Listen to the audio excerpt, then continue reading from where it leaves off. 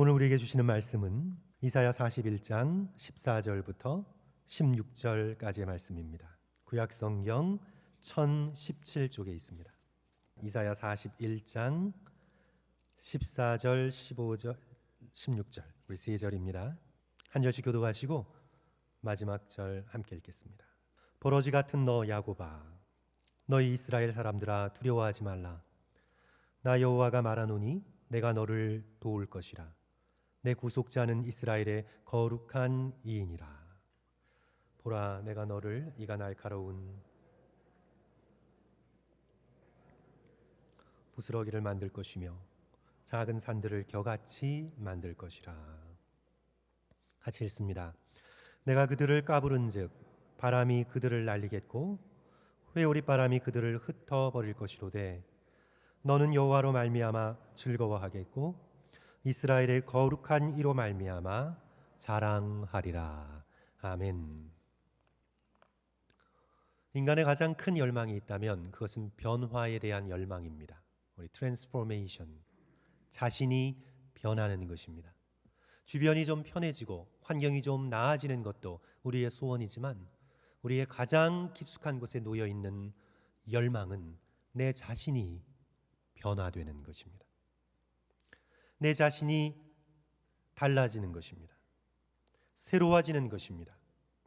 그리하여 아름답고 능력 있는 존재가 되어서 주변 사람들에게 유익을 끼치는 가치 있는 존재로 변화되는 것이 우리의 깊은 열망입니다.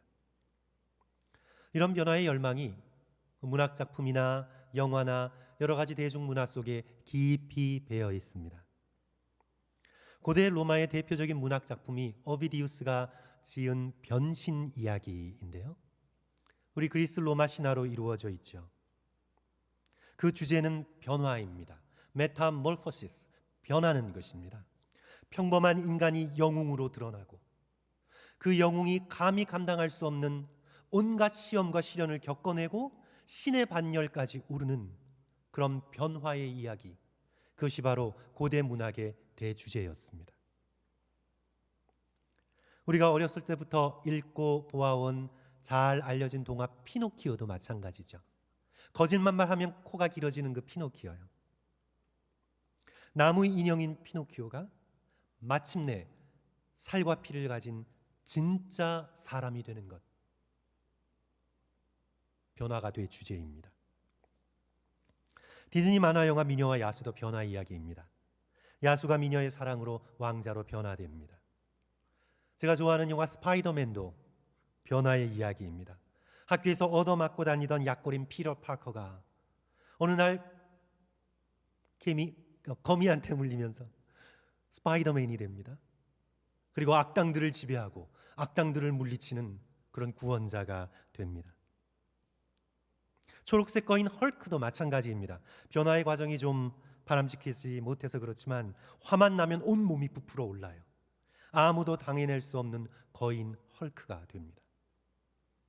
소설, 영화, 노래를 가리지 않고 대중문화를 깊이 관통하고 흐르는 것은 변화입니다. 우리는 계속해서 3주 전부터 이사야 41장의 말씀을 쭉 함께 살펴보았습니다. 오늘 이사야 41장 14절, 15절, 16절의 주제도 변화입니다.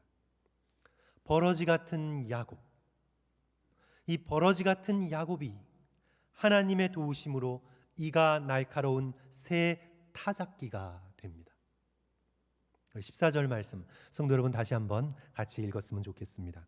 버러지 같은 너 야곱아, 우리 같이 읽을까요? 시작. 버러지 같은 너 야곱아, 너희 이스라엘 사람들아 두려워하지 말라. 나 여호와가 말하노라. 내가 너를 도울 것이라. 내 구속자는 이스라엘의 거룩한 이인이라. 야곱은 버러지와 같았습니다. 여기서 버러지란 지렁입니다. 농경사업에서 땅만 파면 나오는 지렁이죠. 이스라엘을 지렁이라고 부른 이유는 다른 나라 사람들에게 밟혔기 때문입니다. 이집트에 밟혔고 아시리아에게 밟혔고 그리고 이제 바벨론에게 밟히고 있습니다. 그렇게 된 이유는 이들이 하나님께 등을 돌렸기 때문입니다. 멀쩡하다가 밟혀서 지렁이가 된 것이 아니라 원래 하나님께서 이스라엘을 거룩한 백성, 제사장 나라로 부르셨는데 하나님의 계획을 싫어하여 등 돌리는 순간부터 그는 세상의 지렁이와 같은 존재가 되었습니다. 인생의 무게에 짓밟히고 다가오는 문제들에게 눌리고 눌려 땅속으로 숨어만 들어가는 지렁이와 같은 존재가 되어버린 것입니다. 그런 버러지 같은 이스라엘을 여호와 하나님께서 변화시키겠다고 약속하십니다. 15절 말씀 다시 봅니다. 보라, 내가 너를 이가 날카로운 새 타작기로 삼으리니 내가 산들을 쳐서 부스러기를 만들 것이며 작은 산들을 겨같이 만들 것이라. 이가 날카로운 새 타작기. 오늘 도시를 살아가고 있는 현대인들에게는 언뜻 눈에 들어오지 않습니다. 그래서 약간의 설명이 필요한데요. 옛날 사람들은 곡식을 어떻게 털었냐 하면 벼나밀 같은 곡식을 베어서 그 볕단을 모아다 들판에 쫙 펴놓습니다. 그 위를 썰매같이 만들어진 타작기를 놓고 사람이 그 위에 썰매 타듯 올라타고는 그 타작기를 말이나 소가 빙빙 돌며 끌게 만듭니다. 그러면 그 타작기 밑에는 돌이나 쇠로 만들어진 날카로운 이빨이 있어서 사람의 무게 또 짐승이 끌고 다니는 속도에 따라서 알곡들이 거기서 터져 나오고 그리고 껍데기가 벗겨지게 됩니다. 그래서 그것을 모아서 겨는 다 없애버리고 알곡만 곳간에 들이게 되는 것이죠. 그게 바로 타작기입니다. 그런데 그 타작기에는 이가 날카로워야 합니다. 쇠나 돌로 만든 이가 아주 날카로워야 탈곡하는데 큰 효과를 낼 수가 있습니다.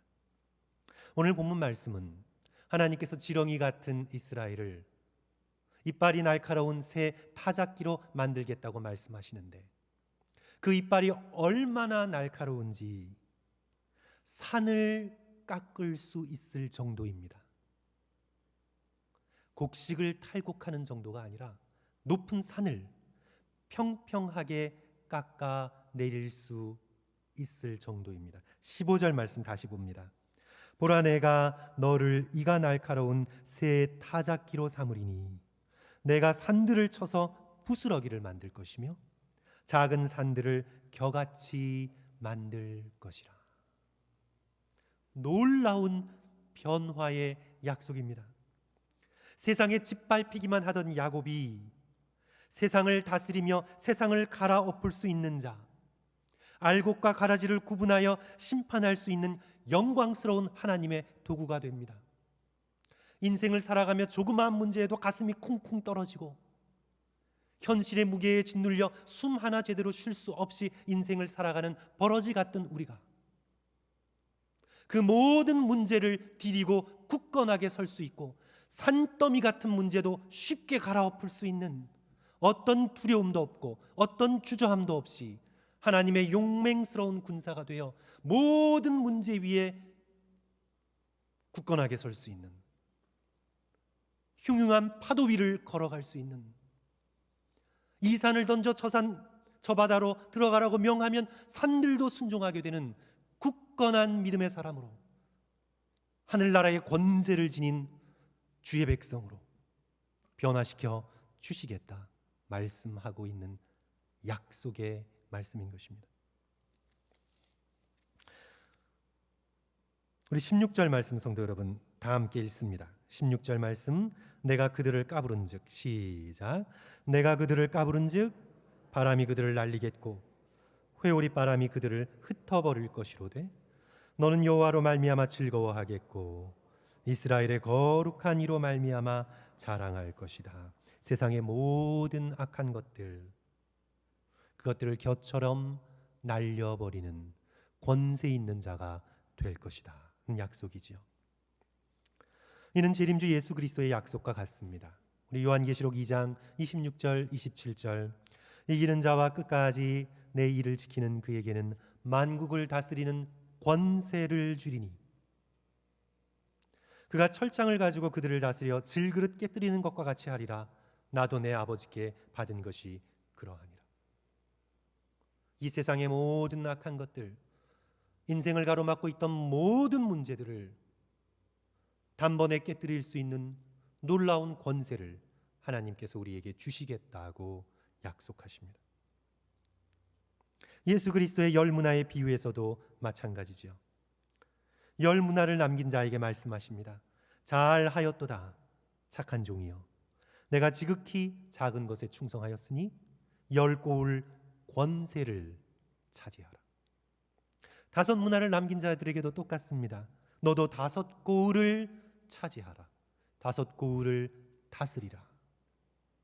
다스릴 수 있는 권세를 하나님께서 주십니다. 예수 믿는다고 세상에 짓밟히고 조롱당하고 밀쳐지고 손해보던 믿음의 백성이 그리스도와 함께 세상을 다스리는 놀라운 권세를, 놀라운 능력을 약속하고 계십니다. 디모데후서 2장 11절 12절도 같은 약속입니다. 미쁘다 이 말이여, 우리가 주와 함께 죽었으면 또한 함께 살 것이요 참으면 또한 함께 왕 노릇 할 것이요 참으면 또한 함께 왕 노릇 할 것이요. 왕 노릇한다는 것은 그리스도와 함께 왕처럼 다스리는 권세를 받는다는 뜻이지요. We will reign with him. 그와 함께 reign, 다스린다는 것입니다.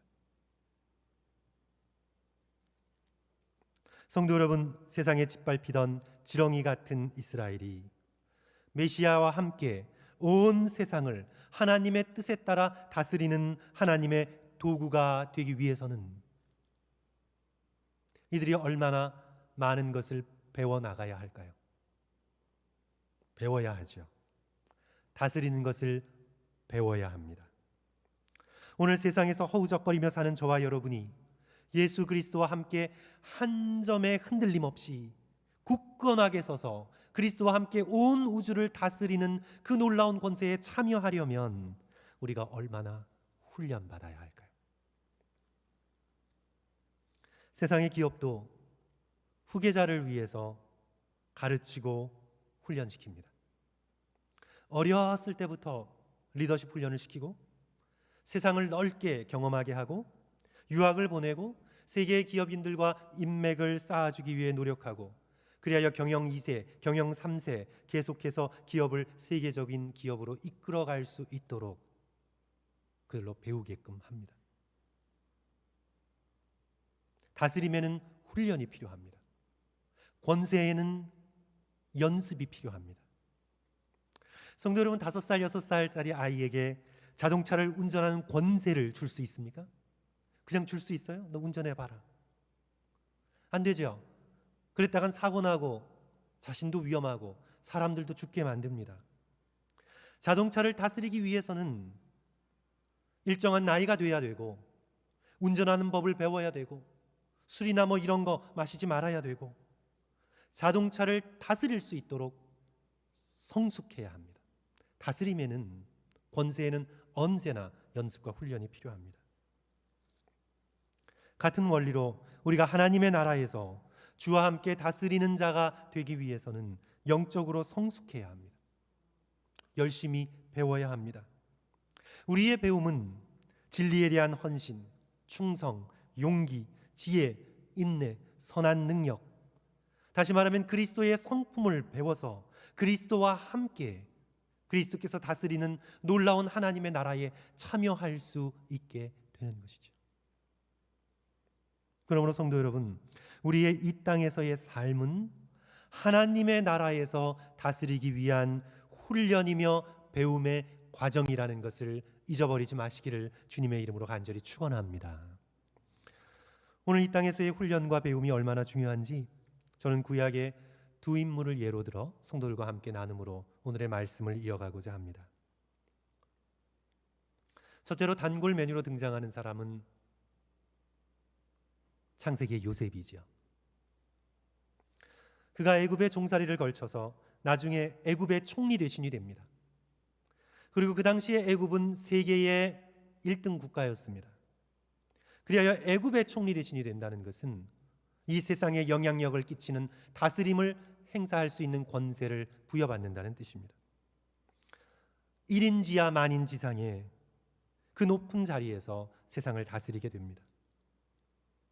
요셉이 이제 총리 대신이 되어 다스리는 모습을 보시면 그는 부지런합니다. 성실합니다. 창세기 41장 46절, 요셉이 애굽 왕 바로 앞에 설 때에 30세라. 그가 바로 앞을 떠나 온 땅을 순찰하니, 총리 대신이 되어서 누리려고 하지 않았습니다. 아유, 이제 난 고생 끝이다. 이제는 나는 누릴 일만 남았다. 그는 결코 그의 성공을 그렇게 바라보지 않았습니다.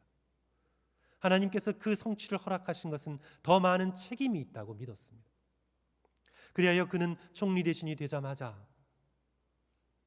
마차를 타고 애굽의 온 땅을 순찰하며 성실하게 섬기기 시작합니다. 이 부지런함과 성실함을 요셉이 어디서 배운 것입니까?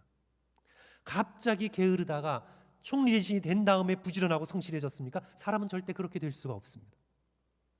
그의 이 부지런함과 성실함은 보디발 집에서 종살이할 때 배운 것입니다. 모든 것을 믿고 맡길 수 있는 성실한 사람으로 종살이할 때, 고난의 때에 훈련받은 것입니다. 이제 7년의 풍년 뒤에 따라올 7년의 기근을 그는 미리 대비합니다. 7년의 놀라운 풍년, 와, 너무 좋다. 일단 즐기고 보자. 현재를 즐기고 보자. 그는 그렇게 하지 않았습니다. 그 뒤에 다가올 7년의 가뭄과 기근을 내다보았습니다. 그의 이 다스림의 지혜는 어디서 온 것입니까? 갑자기 지혜가 생긴 것입니까? 아니죠. 그는 보디발의 집에서 모든 일을 지혜롭게 맡아 경영하면서 다스림의 훈련을 받은 것입니다. 요셉은 최고의 권력을 가지고도 겸손합니다. 그는 절대로 자신의 바운더리를 넘지 않습니다. 그는 겸손히 높은 자리에서 사람들을 섬깁니다. 바로 앞에 섰을 때 요셉이 하는 말을 성도 여러분 들어보십시오. 41장 16절, 요셉이 바로에게 대답하여 이르되 내가 아니라 하나님께서 바로에게 편안한 대답을 하시리이다. 내가 아닙니다. 하나님께서 하실 것입니다. 자신의 지혜와 능력을 드러내지 않습니다. 이 겸손을 그가 어디서 배운 것입니까? 감옥에서 가장 낮은 자가 되어 하나님의 구원하심을 기다리며 그는 인내 속에서 겸손을 배운 것입니다.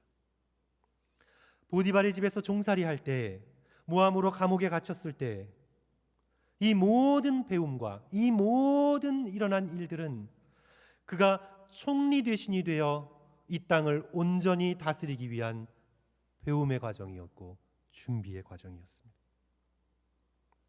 요셉이 그 훈련 과정을 믿음과 인내로 잘 통과하였기에 애굽의 총리 대신이 되어도 하나님이 주시는 지혜와 성실과 겸손과 정직으로 백성을 다스리며 먹여 살리는 하나님의 도구가 됩니다. 반면에 이스라엘의 초대왕 사울을 성도 여러분 생각해 보십시오. 그는 사람들의 요구로 제비에 뽑혀서 왕으로 선택되었습니다. 다스림의 권세가 그에게 주어졌습니다. 하나님이 함께 하셔서 몇몇 블레셋과의 전쟁에서 빛나는 전공을 거두었습니다. 그래서 사람들의 인기를 얻게 됩니다. 그러자 그의 마음이 교만해졌습니다. 제사장 사무엘이 오기까지 기다리지 못하고 직접 제사를 드립니다. 자기 역할이 아닌데도 멋대로 행동합니다. 그리고 사무엘이 오자 사무엘에게 핑계를 대지요. 사무엘상 13장 11절과 12절 말씀. 백성은 내게서 흩어지고 당신은 정한 날 안에 오지 아니하고 블레셋 사람은 믹마스에 모였음을 내가 보았으므로 이에 내가 이르기를 블레셋 사람들이 나를 치러 길갈로 내려오거늘 내가 여호와께 은혜를 간구하지 못하였다 하고 부득이하여 번제를 드렸나이다. 제멋대로 일을 처리하고는 이제 그럴듯한 핑계까지 들이댑니다. 자신의 일에 책임지지 않고 백성들을 핑계댑니다. 상황을 핑계댑니다. 그는 다스림의 훈련을 전혀 받지 못했습니다. 권세는 주어졌지만 그 권세를 컨트롤할 수 있는 성품을 개발하지 못했습니다. 하나님께서는 이런 성품을 지닌 사울을 다스리게 내버려 둘 수가 없으셨습니다. 또 사무엘상 15장을 보시면 아말렉 사건이 등장하지 않습니까? 모든 것을 진멸하라는 하나님의 명령을 지키지 않고 또 자기 멋대로 합니다. 그리고는 이번에도 또 핑계거리를 찾습니다. 처음에는 선지자 사무엘을 속이려고 하다가 소의 울음소리가 들려 들통나자 자신의 불순종을 백성 탓으로 돌립니다. 그는 언제나 남의 탓을 하는 사람입니다. 모든 것을 제멋대로 하고 말씀을 우습게 여기고 일어난 모든 일에서 자신은 책임지지 않고 환경 탓으로, 다른 사람 탓으로 모든 것을 남 탓을 하는 사람입니다. 하나님께서는 이런 성품을 가진 사람을 다스리도록 내버려 둘 수가 없으셨습니다. 그래야 사무엘상 15장 11절 하나님께서 말씀하시죠. 내가 사울을 왕으로 세운 것을 후회하노라. 하나님께서는 우리를 놀랍도록 변화시켜 주실 것입니다. 성도 여러분, 지렁이처럼 이 현실과 세상을 살아가는 우리를 날개 달린 천사와 비교할 수 없이 천사들이 우리 변화된 인간의 모습을 보고 부러워할 정도로 저와 여러분은 놀라운 존재로 하나님의 나라에서 변화될 것입니다. 오늘 이 땅에서 우리가 다스리는 우리의 삶의 영역과 비교할 수 없는 놀라운 권세를 예수 그리스도와 함께 나누어 누리게 하실 것입니다. 그런데 문제는 우리가 그런 권세를 감당할 수 있는 성품으로 변화되어 나가는가 하는 것입니다. 그래서 우리는 배워야 합니다. 지렁이에서 천사로 변화되는 그 놀라운 과정을 하나님의 도우심으로, 성령의 함께 하심으로 이 땅에서 배워 나가야 합니다. 하나님께서는 이제 이스라엘에게 바벨론의 포로 생활을 허락하십니다. 버러지 같은 야곱에서 이가 날카로운 새 타작기로 변화되어 가는 과정을 겪기 위하여 바벨론의 거친 땅에서 그들은 인내를 배우고 지혜를 배우고 겸손을 배우고 하나님을 하나님으로 온전히 예배하는 그 놀라운 법을 배워 나가야 합니다. 이제 그 과정이 때로 고난스러울 수 있고 또한 벅찰 수 있고 힘이 들 수 있지만 하나님께서 야곱을 향하여 그 손을 붙들고 말씀하십니다. 오늘 14절 말씀, 버러지 같은 너 야곱아, 너의 이스라엘 사람들아, 두려워하지 말라. 나 여호와가 말하노니 내가 너를 도울 것이라. 내 구속자는 이스라엘의 거룩한 이이니라. 사랑하는 성도 여러분, 오늘 우리가 분명히 깨달아야 할 것은요, 이 땅에서 우리에게 허락된 모든 일은 훈련입니다. 요셉에게 허락된 모든 일이, 보디발의 집에서 감옥에 갇힌 그런 어려움 속에서 모함받는 가운데에서 그가 흘린 눈물과 땀과 피와 모든 것은 하나도 빠짐없이 그가 나중에 다스림을 위하여 다스릴 수 있도록 준비한 도구입니다. 그 어느 하나도 낭비되는 것이 없습니다.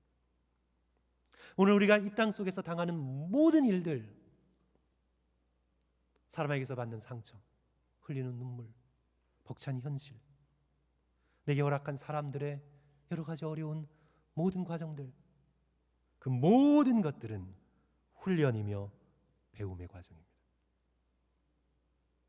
하나님의 나라에서 영광스럽게 천사도 흠모할 만한 다스리는 사람으로 변화시켜 주시기 위한 하나님의 계획입니다. 그래서 오늘 우리는 이 땅을 통과하면서 인내를 배우며 믿음과 사랑과 온유와 지혜와 충성을 배워 나가야 합니다. 인생이라는 광야를 통과하면서 성도 여러분, 우리는 확인하고 또 확인해야 합니다. 나는 지금 영광스럽게 변화하는 중이다. 나는 지금 영광스럽게 변화하는 중이다. 성도 여러분, 우리 함께 따라하겠습니다. 나는 지금 영광스럽게 변하고 있는 중이다. 저와 여러분은 영광스럽게 변하고 있는 중입니다. 겉사람은 후패하지만 우리의 속사람은 날마다 영광스럽게 변하고 있는 중입니다. C.S. 루이스가 질병으로 고통당하고 있는 미국의 부인에게 편지로 오가면서 이렇게 위로의 편지를 1963년에 씁니다. 이제 루이스도 C.S. 루이스도 1963년에 죽거든요. 이제 이 편지를 쓰고 난 다음에 그 자신도 5개월 후에 죽어요. 거기서 이 미국의 한 부인에게 이렇게 편지 쓰고 있습니다. 부인, 땅 속에서 인내하며 기다리는 씨앗이라고 스스로 생각해 보세요. 이 질병 때문에 많이 아파하고 힘들어서 C.S. 루이스에게 호소를 했거든요. 부인, 자신을 땅 속에서 인내하며 기다리는 씨앗이라고 생각해 보세요. 정원사가 정한 때에 꽃으로 피어나기를, 진짜 세상으로 올라가기를, 진짜 깨어나기를 기다리는 씨앗 말입니다. 저는 이 땅의 삶은 하늘에서 돌이켜보면 비몽사몽처럼 보일 거라 확신합니다. 오늘 우리는 꿈나라를 사는 거지요. 하지만 새벽이 다가오고 있습니다. 우리는 깨어날 것입니다.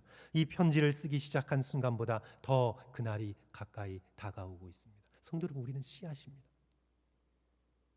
이 땅에 심겨진 씨앗, 하나님의 나라에서 꽃으로 피어나기 위해 이 땅에 심겨진 씨앗입니다. 그리고 우리는 깨어날 것입니다. 씨앗이 감히 상상하지 못한 놀라운 모습으로 변화될 것입니다. 하나님의 나라에서 온 세상을 다스릴 예수 그리스도의 권세에 참여하게 될 영광스러운 하나님의 자녀로 우리가 지렁이 같은 존재였지만 그렇게 변화될 것입니다. 그래야 우리는 변화되어 가는 우리 자신의 모습을 보며 여호와로 말미암아 즐거워하겠고 이스라엘의 거룩한 자로 말미암아 우리는 자랑하게 될 것입니다. 우리가 지금 영광스럽게 변화하고 있는 중임을 확신하시면서 우리를 변화시켜 주시는 하나님으로 인하여 기쁘고 즐거워하는 저와 여러분 되시기를 주님의 이름으로 간절히 축원합니다. 우리 함께 기도하겠습니다.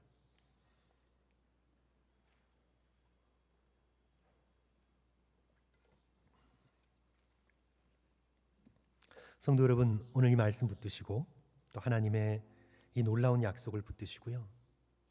성도 여러분, 여러분의 모든 문제와 걱정과 슬픔을 하나님께 드리십시오. 이 땅 속에 짓밟히고 밀쳐지고 조그마한 문제 앞에서도 땅 속으로 기어 들어갈 수밖에 없는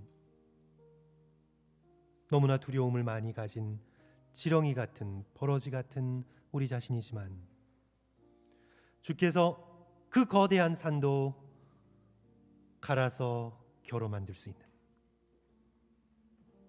새롭고 영광스러운 존재로 우리를 변화시켜 주시겠다 약속하시니 주의 이 약속을 믿고 우리가 주님 앞에 기뻐하며 즐거워하며 우리에게 당한 여러 가지 시험을 믿음으로 이겨나가며 그 속에서 인내와 온유와 사랑과 믿음과 절제를 배워나가며 예수 그리스도를 닮은 그런 믿음의 성품을 갖추기 위해서 주여 제가 훈련하겠습니다. 피하지 않겠습니다. 남 핑계대지 않겠습니다. 시대를 탓하고 배우자를 탓하고 부모를 탓하고 자녀를 탓하고 조금만 어려움이 있으면 나 자신을 빼고 주변을 탓하던 우리의 어리석음에서 벗어나 주님 책임지고 주의 말씀을 붙들고 당당하게 문제 위를 걸으며 어려움을 극복하며 주의 도우심을 의지하여 믿음으로 나아가겠습니다. 주여 저를 변화시켜 주시고 도와 주시옵소서. 우리 주님 앞에 한 1, 2분간 우리 이렇게 통성으로 기도하겠습니다. 우리 다 같이 기도합니다. 사랑과 은혜가 많으신 주님, 주께서 저희들의 심령 가운데 다가오셔서 이 귀한 약속 허락해 주심에 감사합니다. 아버지여 주님, 내가 너를 도울 것이라, 내가 너와 함께 할 것이라, 내가 너를 새롭게 하여 줄 것이라, 너로 하여금 새로운 존재로 태어나게 역사하리라 말씀하신 하나님의 말씀, 아버지 귀를 기울여 예수 그리스도와 함께 아버지 고난의 파도를 걸어가며 문제를 극복해 나가는 이 산을 명하여 소리로 들리라고 아버지의 명령할 때 움직이는 놀라운 믿음의